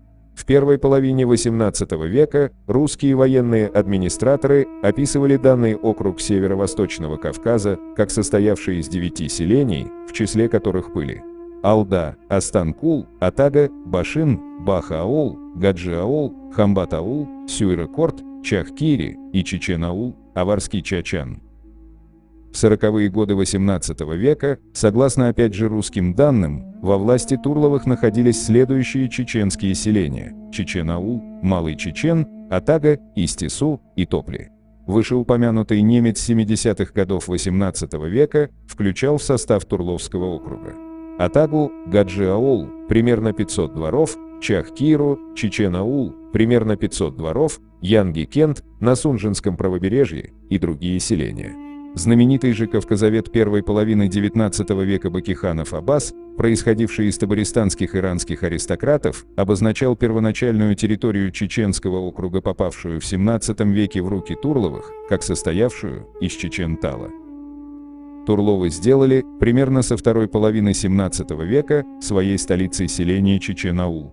Последний же, как известно, является собой поселение, получившее наименование, возможно, из монгольских языков, а расположенное в равнинной части Чеченской Республики, довольно близко от Предтечья, в местности, хорошо защищенной лесами и болотами. Следует, однако, отметить, что при всем этом Турловы, которые теперь, в XVII-XVIII веках, базируются по большей части в Приаргуне, сохраняли наследственные жилища-заамки на аварском Гундул и в далеком Хунзахе, являвшемся столицей всего Аваристана со времен еще Сарирской державы. Основная масса северокавказского населения, признававшего над собой власть Турловых, особенно свободные скотоводы, земледельцы и профессиональные воины, говорила в XVII-XVIII веках на аварском и чеченском языках. При этом, однако, в некоторых населенных пунктах, отличавшихся смешанным составом населения, из числа расположенных по реке Аргун, в современной Чечне, например, в вейнахских ныне Шали, Гаджи-ауле и, может быть, Чечен-ауле, преобладал, по крайней мере, в XVIII веке кумыкский язык. Об этом можно говорить, если учитывать оригинальные сообщения якобы Райнекса, разведчика по национальности немца, который писал, что в его время атагинцы и топлинцы являлись частью чеченского вейнахского народа, состоящего из 1200 родов, но вот гаджаульцы, шаолинцы и жители еще двух соседних селений чеченского языка разуметь не могут, ибо они произошли от татарского роду. Сюда же примыкает указание немца Иоганна Густава Гербера 1728 года, опиравшегося в своей работе на российские разведывательные органы, который написал, что есть народ чеченский, чей язык татарский. Подтверждает сказанное также и следующая характеристика Иоганна Антона Гюльденштета. Гумбет подвластен кумыкскому князю, находящемуся в Чечне. Здесь же, видимо, допустимым будет отметить, что в конце XIX – начале XX века родным языком дворян Турловых, живших в притеречных селениях Чечни, в статусе крупных землевладельцев, был, согласно этнографических данных, кумыкский, форма тюркской речи, выступавшая тогда в статусе средства межэтнического общения, но, подчеркиваю, лишь в равнинной части Северного Кавказа. Названные северокавказские дворяне при этом знали, конечно, о своем происхождении из авароязычного гумбета и, соответственно, старались не забывать аварский язык, наследие славных предков полностью. Известный чеченский историк Шарпудин Ахмадов пишет в 2002 году, что чеченские князья Бардыхановы, из которых он называет известного Айдемира, были кумыками из селения Эндери, князья Казбулатовы были кумыками из селения Аксай, а князья Айдемировы – окумыченными адыгейцами из селения Брагуны, при том, что Турловы происходили, как он убежден, из аварского владения. В действительности же, однако, эти фамилии являлись всего лишь ветвями династии Турловых, спустившейся в Чечню из горного Гумбета. Об этом свидетельствует, например, то, что князь Арсланбек Айдемиров писал в свое время, что северокавказский аристократ Али-Султан Хасбулатов, которому пришлось править княжеством Гумбета и Чечни в начале 70-х годов XVIII века, происходит из нашей Турловой фамилии. Следует здесь особо отметить то обстоятельство, что сложение на северо-восточном Кавказе немаленького по своей площади и достаточно многолюдного государства-княжества во главе с Турловыми сыграло важную роль в образовании крупнейшего коренного северокавказского народа – чеченцев. Это произошло на базе вейнахских племенных групп, а также этнических дагестанцев и небольшого, думается, числа представителей других народов Евразии. Он, кстати, получил даже свое этническое наименование, принятое ныне к употреблению в среде различных народов Кавказа и Великих Русских равнин, от традиционно подвластного Турловым равнинного округа Чечен с центром в селении Чечен-Аул, которое аварцы называли Чачан. Немецкий профессор Карл Генрих Эмиль Кох в своем труде «Путешествие через Россию к Кавказскому перешейку» в 1836, 37 и 38 годах отмечает, что те самые гелы и леги, упомянутые в географии Страбона, сохранились до сегодняшнего дня как галгай, а на легов отчетливо показывают лезги. Далее он пишет: в верхних долинах Асы живет настоящее племя гелов, которые еще и сегодня называются галгай. В Чечне, в большом селении на реке Аргуне, в прошлом веке объявился предводитель и поработил все племена равнинных областей. По главной местности всех его подданных русские покрыли именем Чечен или чеченцы, имя, которое неправомерно принято многими другими народами. Тут явно речь идет либо о Турловых, либо о другой более древней аварской династии, и что все народы в данной местности русские неправомерно называют чеченцами. Даже иностранец Карл Кох понимает, что это название чужеродное, и неправильно называть всех этим названием. Напомним, что этнограф Фома Гарипекин также отметил, что название чеченцев заимствовано от другого народа. Кроме того, Гарипекин писал, что с древнейших времен, ведя главным образом пастушеский образ жизни, питаясь исключительно молочными продуктами и мясом, имея скудный запас знаний о возделывании земли, ингуши для обеспечения безопасности, как горных своих поселений, так и имущества, состоящего из стад, имели у себя особое сословие воинствовавших людей, своих защитников-соглядатаев. Опасность всегда и более всего предвиделась со стороны равнинной части Северного Кавказа, где постоянно происходила смена народов. Пришедшие после из глубины Азии теснили предыдущих, и они во многих случаях продвигались к подножью гор, искали там своего убежища. Последними пришельцами стали кабардинцы. С ними ингуши хотя вели постоянные столкновения, но все же были оттеснены с равнины, заперты в диких ущельях. Предание арштхойцев говорит, что галгай и арштхой всегда воевали с соседями чеченцами и кабардинцами. Когда же вздумали однажды заключить перемирие, то женщины воспротивились этому, говоря: что же будет делать тогда молодежь? Карл Кох засвидетельствовал, что с ингушами в XVIII-XIX веках на равнине граничили кумыки, а на севере кабардинцы. Это мы видим на данной карте 1772 года. Рядом с ингушами в соседстве указаны именно кумыки, а северо-восточнее от кумыков – чеченцы, по русским источникам XVII и XVIII веков именуемые также аварским владением, где правит аварская династия Турловых, родственная Авархану. На южной стороне в горах указаны тавлинцы, что с кумыкского языка переводится как горцы.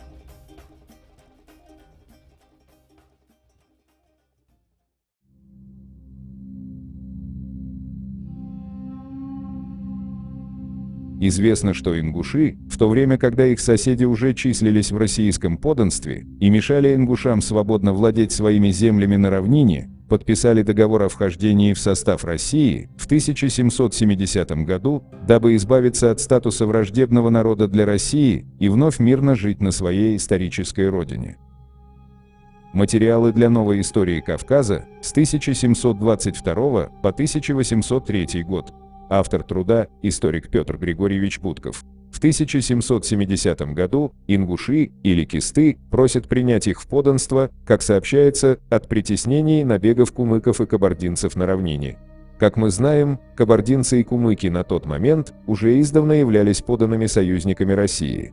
Именно с этими двумя народами, а если быть точнее, то князьями и шамхалами из этих народов, ингуши договаривались, когда стоял вопрос о безопасном для себя переселении на новые пустующие плоскости у Назрани, а не с чеченцами на чеченских землях, которые проживали далеко на востоке от этих мест, да еще и сами пребывали в вассальном положении на плоскостных землях.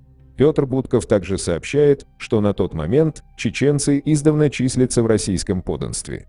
Это подтверждается в документах XVI и XVII века.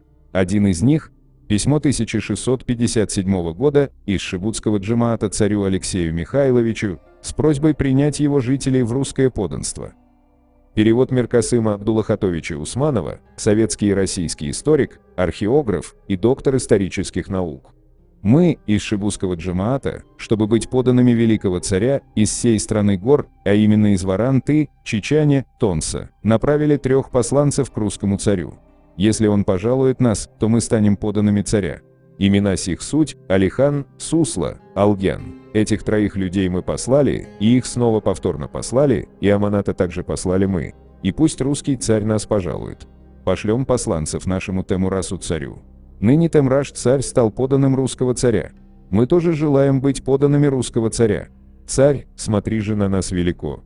Приведем в подданство много-много селений. А пока мы, 3-4 селения, били челом великому царю. Пожалуй нас, царь. Данное письмо является просьбой о принятии в подданство чеченцев, или точнее жителей перечисленных обществ, в 1657 году. Чтобы понять, кого подразумевали под чеченцев, мы перенесемся на 100 с лишним лет вперед, когда ингуши вошли в состав России. 1770 год. Письмо от кистинского народа кизлярскому коменданту Неймчу подписано старшином 24 селений больших и малых ингушей. В этом документе приведены имена тех 24 старейшин. Теперь обратим внимание на эти 24 ингушских селения.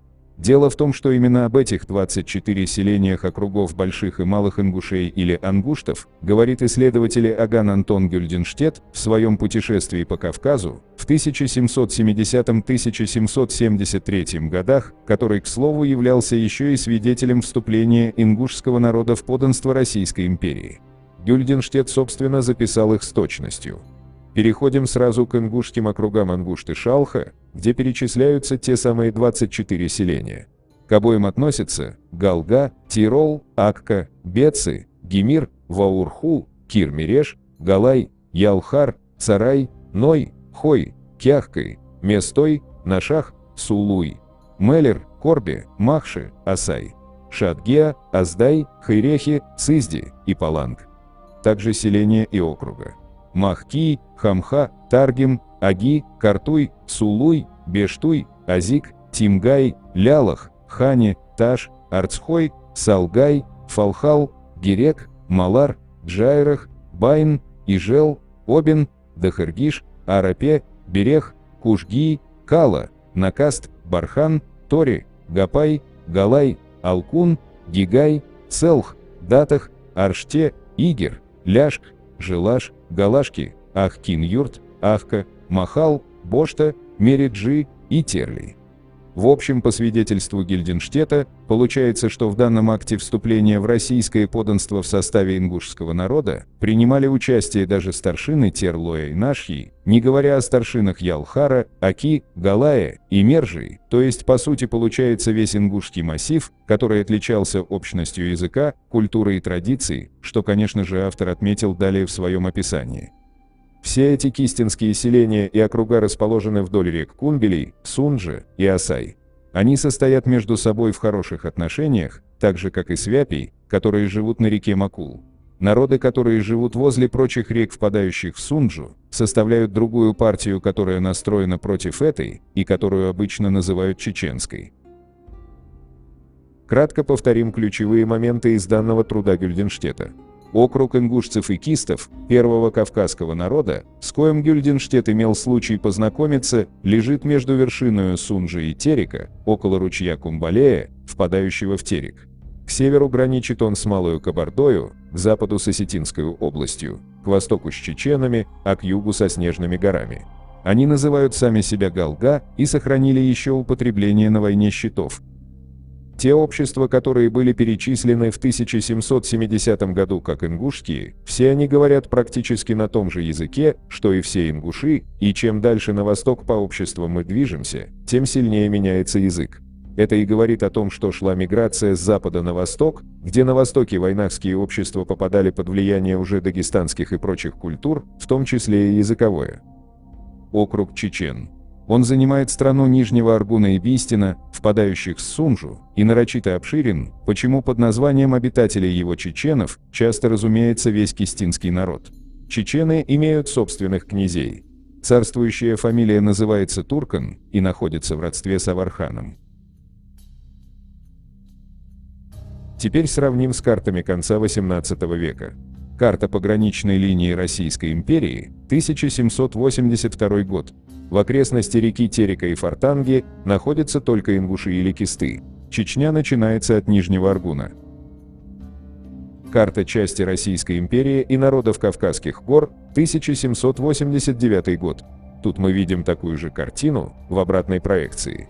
И опять же, только ингуши находятся в окрестности Фортанги.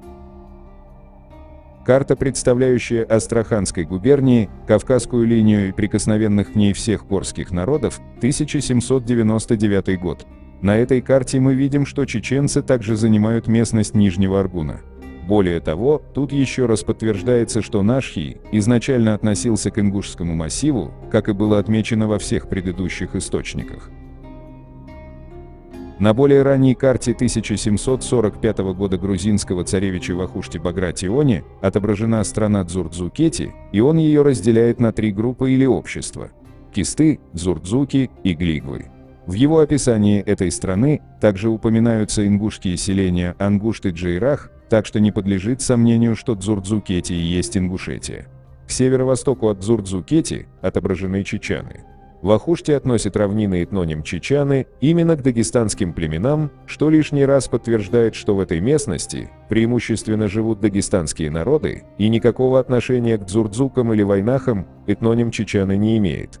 Эта картина резко начала меняться из-за активного переселения горных жителей, или лаамры, на чеченскую плоскость.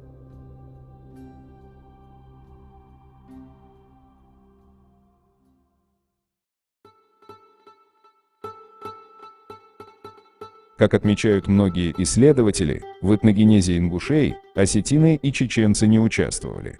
Осетины принадлежат к совершенно иной антропологической расе. В этом аспекте чеченцы ближе к ингушам.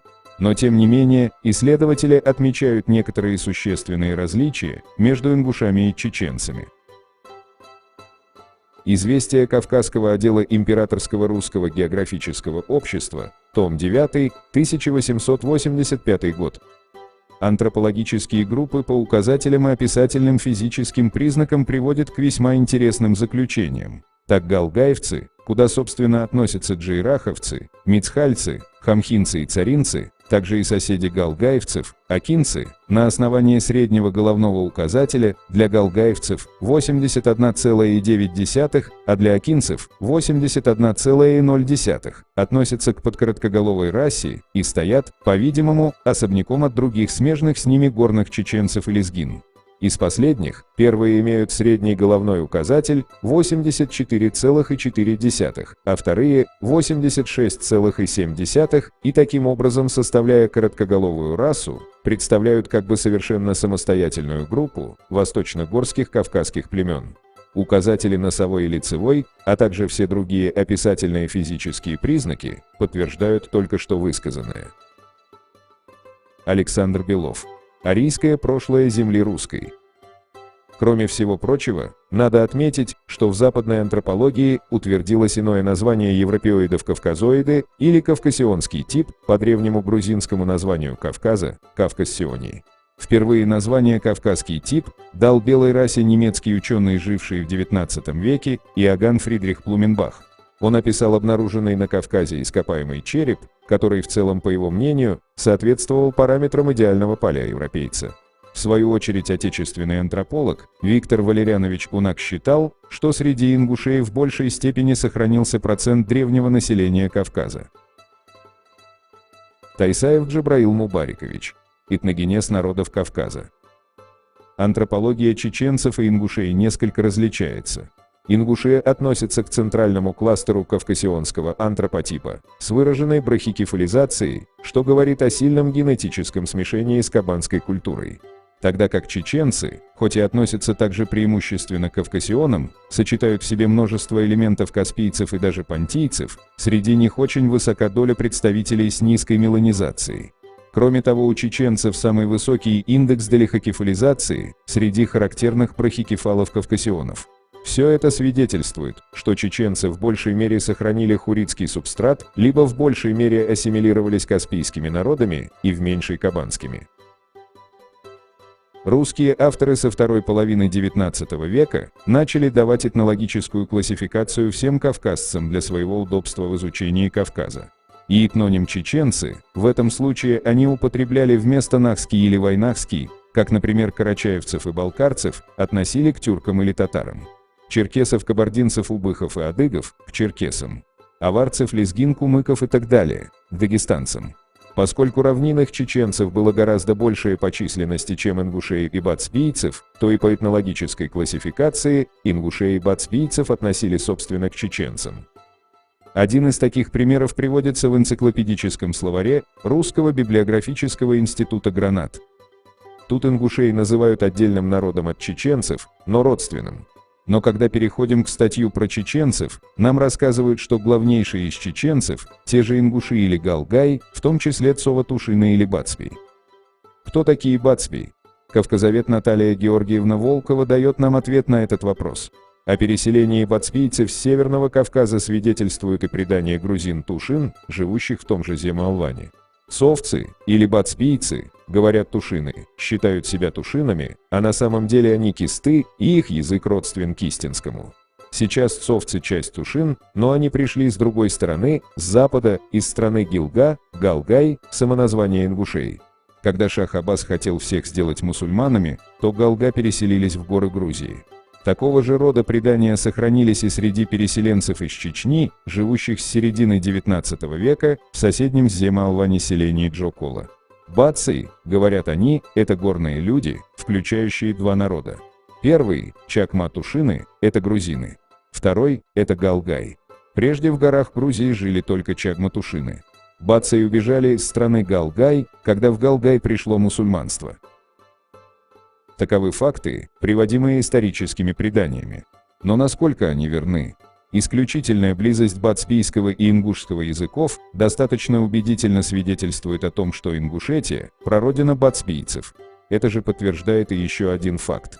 До сих пор в горах Ингушетии по реке Армхи, Джейрахское ущелье, местность вокруг селения Эрзи, известна под названием Вяби, Вяпи или Фяпи. По представлениям ингушей, здесь живет одна из локальных групп их народа, известная под именем Фяпий. Именно часть этих Фяпий, как рассказывают ингушские предания, записанные мною в 1971 году, некогда переселилась в горы Грузии. Причиной их ухода было малоземелье. Другое распространенное заблуждение заключается в том, что нахчематьяне, упомянутые в армянской географии, якобы являются предками чеченцев, которые сегодня называют себя нохчи или нахчи. Об этом писала Наталья Волкова в труде «Этнонимы и племенные названия Северного Кавказа». Яков Манандян, исследовавший вопросы авторства армянской географии, отмечает: армянская география, пользовавшаяся в Армении широкой популярностью, сохранилась в многочисленных рукописях и печаталась многократно начиная с XVII века. Древнейшая рукопись не восходит, однако, далее XIII века.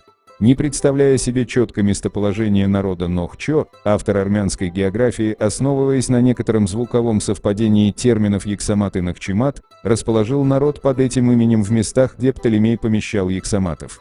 Кроме названных источников, крайне редкие упоминания самоназвания чеченцев, Новча, встречаются лишь в кавказоведческой литературе XIX века. Значительно чаще, чем самоназвание чеченцев, в письменных источниках прошлого известны различные этнонимы собирательного характера, иногда обозначавшие в целом чеченцев и ингушей. Таковы дзурдзуки грузинских летописей, термин, хронологически предшествующий этнониму кисты, кистины. Этот термин не исчезает в грузинской историографии XVIII столетия, хотя неизвестен по доступным мне материалам в источниках XV-XVII веках. Вахушти называет дзурдзукети в числе других областей, связываемых им с территорией современной Ингушетии, Кистети, Джериехи, Глигвети.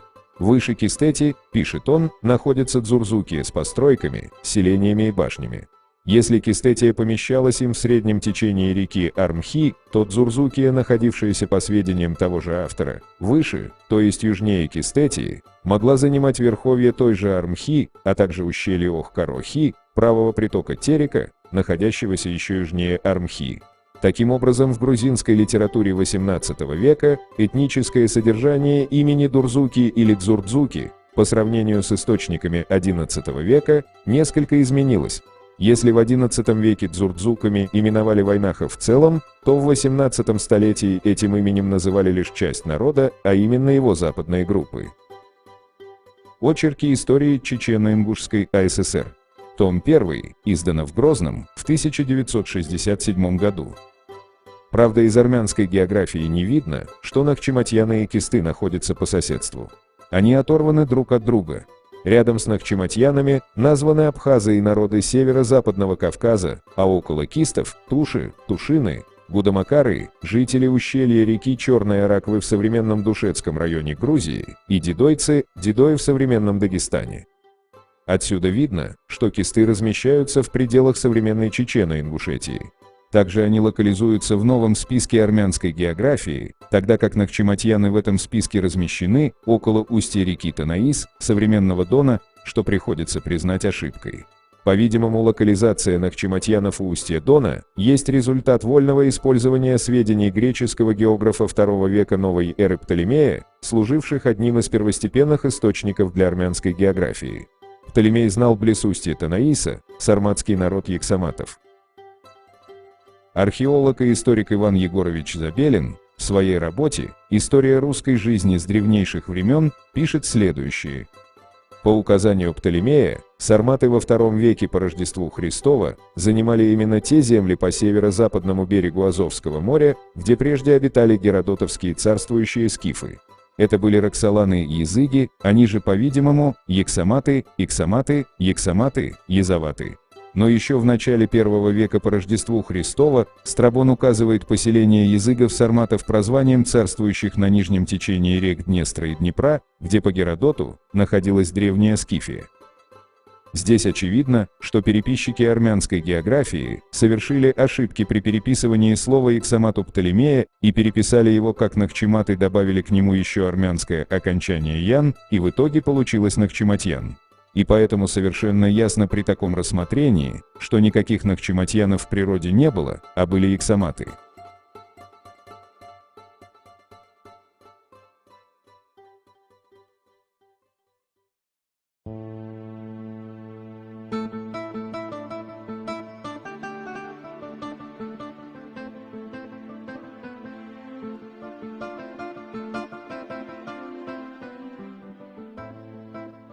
Что же нам говорит башенная архитектура на Кавказе?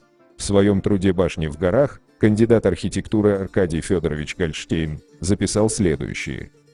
При переходе из Дагестана в Чечню незаметно особых различий в характере построек. Архитектура этой части Чечни, будучи подобна дагестанской, в то же время отличается от архитектуры коренной Чечни. Географически и исторически на территории Чечни, смежной с Дагестаном, различаются два района, горный, примыкающий к Аварии, Чеберлый, и к северу от него, где более низкие горы покрыты лесами, Ичкерия. В Ичкерии постройки сходны с соседними кумыкскими Дагестане, а в Чеберлое заметно влияние аварского зодчества. Сходство архитектуры чеченцев Ичкерии и Чеберлоя с дагестанской могло сформироваться под влиянием строительной культуры Дагестана, это один из аспектов ситуации, но он не объясняет всего.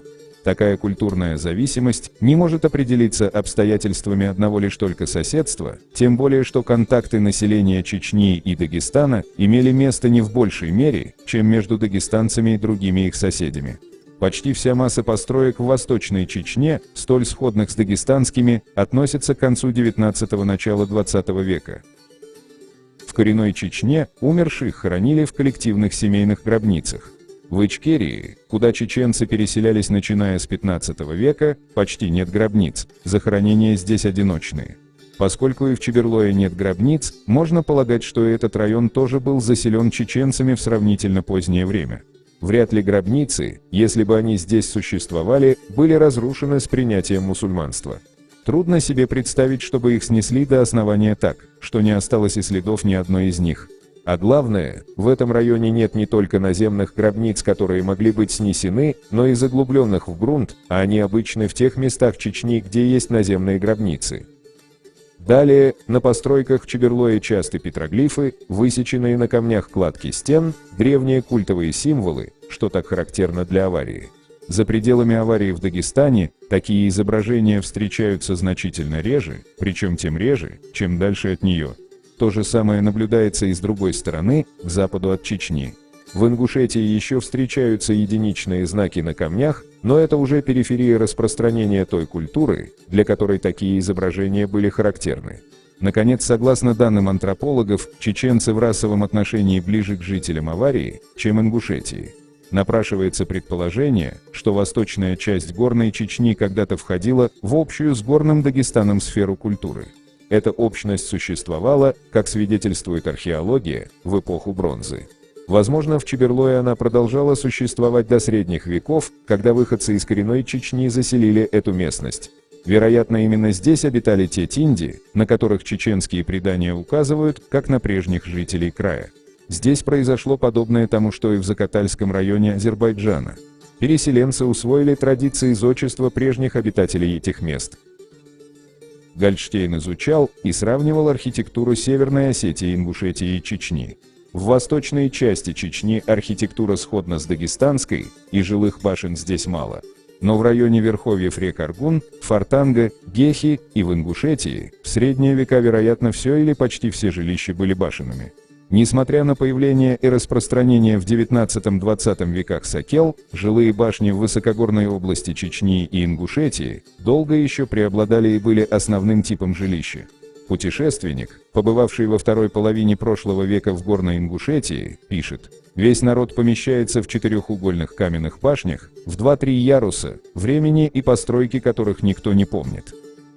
Гольдштейн заметил, что не только в Осетии, но и в Чечне, в территории, прилегающей к Ингушетии, встречается форма боевой башни, которая, по всей видимости, возникла в Ингушетии. И добавил, что имеются свидетельства о работе ингушских мастеров-строителей в Осетии, Северной Грузии и Чечне, но нет данных о том, чтобы в Ингушетии строили приглашенные извне мастера.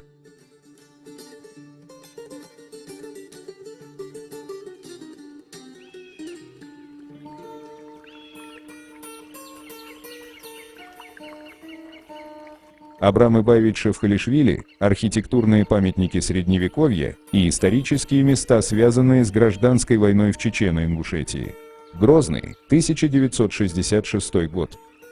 Восточной границей распространения башенной культуры надо считать долину реки Шару-Аргуна до слияния ее с рекой Чанты-Аргуном. Эта граница в значительной степени условна, потому что в прошлом веке боевые жилые башни имелись и восточнее реки Шару-Аргуна, например, в селении Харачой. Северная граница распространения башенной культуры проходит по южной стороне лесной полосы Черных гор. Западной границей распространения этих башен следует считать ущелье реки Терек. Но несомненно, что и башни, воздвигнутые в поселениях по левобережью Терека, селения Ларс, Чми и другие, построенные ингушами, так как еще из русских письменных источников известно, что по обоим берегам реки, при выходе ее из гор, проживали ингуши. Надо отметить и то обстоятельство, что боевые башни, расположенные на территории Горной Осетии, по сути ничем не отличаются от ингушских, и строили их, по-видимому, ингушские мастера. Чеченские предания приписывают постройку башен либо ингушам, либо майстинцам, либо Тейпу-Бавлой. Наибольшая густота башенных построек отмечается в верховьях реки Асы, в особенности в местности Галгайче. Ни в горной Чечне, ни в Осетии, ни в Хевсуретии, ни в долинах рек Черной и Хевсурской Арагвы. Нигде не наблюдается такого скопления башенных сооружений, замков и жилых башен, Гаала, как в этом районе Ингушетии. В одном только небольшом ауле Эрзи боевых башен насчитывалось до 20. Имеется основание считать, что горная Ингушетия была родиной башенной культуры. Отсюда культура эта, по-видимому, проникла и в Хевсуретию, и в Осетию, и, возможно, в Чечню. Исходя из всего, что было показано, совершенно уверенно можно говорить о том, что территория от Ла-Мардона до Аргуна является исконной территорией древнего народа Галгай. И след этого народа еще не исчез.